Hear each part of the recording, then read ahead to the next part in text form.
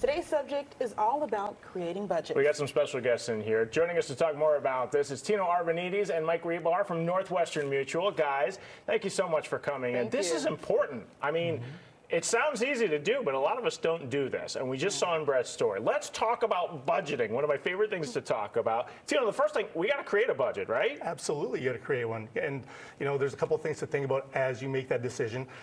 Clearly, you have to look at your expenses, you got to look at your income, you got to look at whatever's hopefully left over from savings, and really understand what those three buckets can do for you, and mix and match a little bit to make that budget work.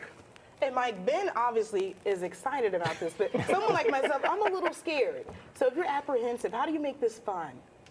Well, you can make it fun by getting onto some apps. You can create your own spreadsheet. It should be personalized, and it should be based on your goals and objectives. That's how you make it fun, because obviously you're going to be interested in your own goals and objectives. It's fun once you start seeing money actually go into your savings and it start piling up. So talk to me about the rules here, the 50, 30, 20, right? I mean, we're literally going to write down everything that's coming in and out. Be honest about it too, okay?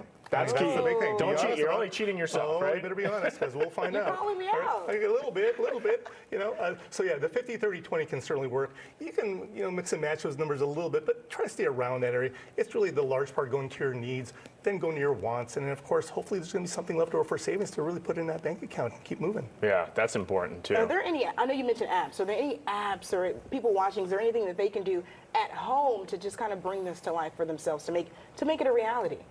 Yeah, I mean, there's countless numbers of apps available, but you can even just start with paper and pen. You just got to start. That's the hardest part. Just start and then go from there. Yeah, it's so important. I mean, there's a time in my life I'm like, wait a second, how many Netflix kind of subscriptions do I have? And that stuff can sneak up on you. But when you write it all down, it can be really a game changer to see where your money's going. Yeah, you probably would be a really big eye opener to say, oh my goodness, how many times are you going out for lunch? As my wife would say, hey, I saw this on the credit card. Have you accounted for that? So, it's one of those things that you have to really be careful about. And watching this story, the kids were so motivated by what you guys are teaching them. What advice are you giving them just to kind of get them to focus in on this? Stay on track.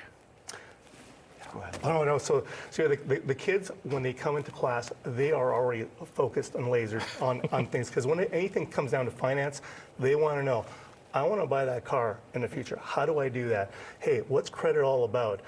What am I going to need for a down payment on that car? So if we can give them some hard numbers and hard figures, they are all over to say, okay, here's my goal, here's what I'm going to do, and we provide them with those strategies. We provide them with the, as I call it, the blocking and tackling of personal finance. That's what I like, that you guys were called coaches in this, the money coaches. And I know we focused on high schoolers in the story, but really all of our viewers probably need some help in budgeting here. And if you're not in high school, and we don't have Tino coming in to help us in one of these programs, are there resources that we can go to get a coach in our lives? Absolutely. In fact, I'm a financial advisor.